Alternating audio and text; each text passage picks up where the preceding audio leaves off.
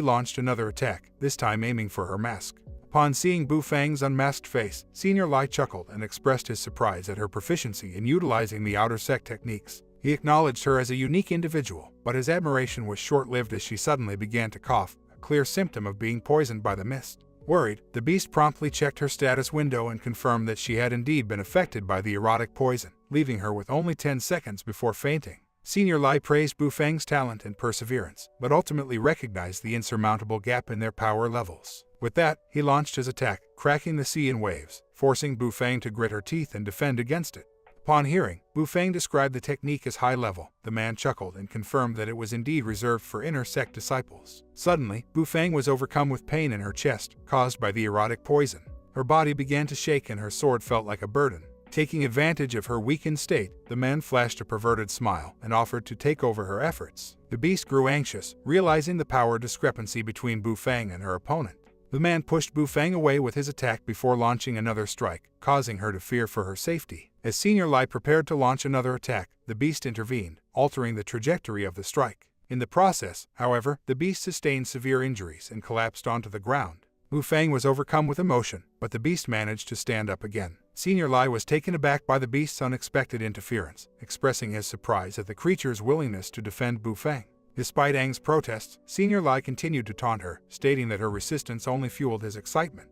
He then turned his attention to the beast, warning him that Bu Fang's protection would come at a steep price. The beast advised Bu Fang to refrain from making impulsive decisions and listen to him closely. He instructed her to use the flex step technique, allowing her to evade Senior Lai's next attack. The man was shocked, dismissing it as a coincidence, and launched another strike. This time, the beast advised Bu Fang to use horizontal steel, blocking the attack with ease. Taking advantage of the opening, Bu Fang employed her slanting moon technique, successfully shattering Senior Lai's sword. The man was stunned by Bu Fang's sudden display of unpredictability and adaptability. He couldn't believe that she was able to dodge his attacks while also being poisoned. This was all thanks to the beast's skills, which had allowed him to sense danger and predict the opponent's moves. The man acknowledged that he had underestimated her and declared that he would use his full power to defeat her, regardless of whether she lived or died. But despite his efforts, Bu Fang continued to dodge his attacks with her instincts, adapting to the fight as it progressed. Finally, she saw an opening and unleashed a fierce attack, injuring the man gravely. She was panting and exhausted from the previous exchange, but the beast urged her to press on. He checked her stats and realized that she only had 10 seconds left before collapsing from the poison. With time ticking down, the fight continued, and Bu Fang pushed herself to the limit, determined to emerge victorious. The beast rejoiced as he realized that his efforts had paid off. He had successfully guided Bu Fang to victory, and now they were about to unlock new abilities. With only 3 seconds left, she was on the verge of losing consciousness. In a hurry, the beast handed her a liquid and urged her to drink it. By doing so, she managed to detoxify herself from the poison just before the deadline. Checking on her well-being, the beast asked how she felt. The girl responded positively, feeling much better. The beast was delighted to see that his blood had worked, but suddenly he felt a sharp pain. The girl comforted him and promised to search for a remedy. Eventually, she dressed his wound and managed to stop the bleeding. Suddenly, they heard loud noises and the girl informed him that it was time to wake up.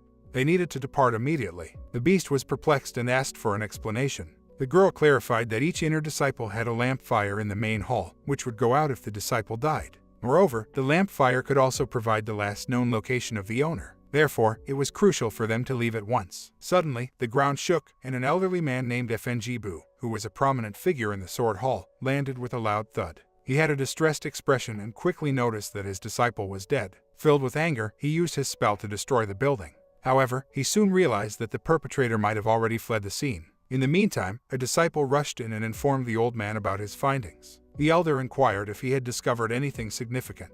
The disciple bowed respectfully and replied that he had heard rumors about Brother Lai showing interest in an outer disciple named Aang and visiting her on that day. The elder asked if he knew anything about the girl. The disciple responded that he had never heard of her before. The elder was bewildered as to how an outer disciple could defeat one of the strongest inner disciples. It was evident that a third party must have been involved, someone who had conspired with Aang to harm his beloved disciple. His demeanor turned cold as he issued a command to his disciples: "Follow my orders. Pursue and eliminate the murderer or anyone who appears suspicious." The disciple was taken aback by the command. If the person who killed Senior Lai, who was an expert, was above that level, how could they possibly win the fight? The elder reiterated that anyone providing information leading to the killer's capture would receive a reward of 500 spirit stone, while those participating in the murderer's elimination would receive a spirit treasure as compensation.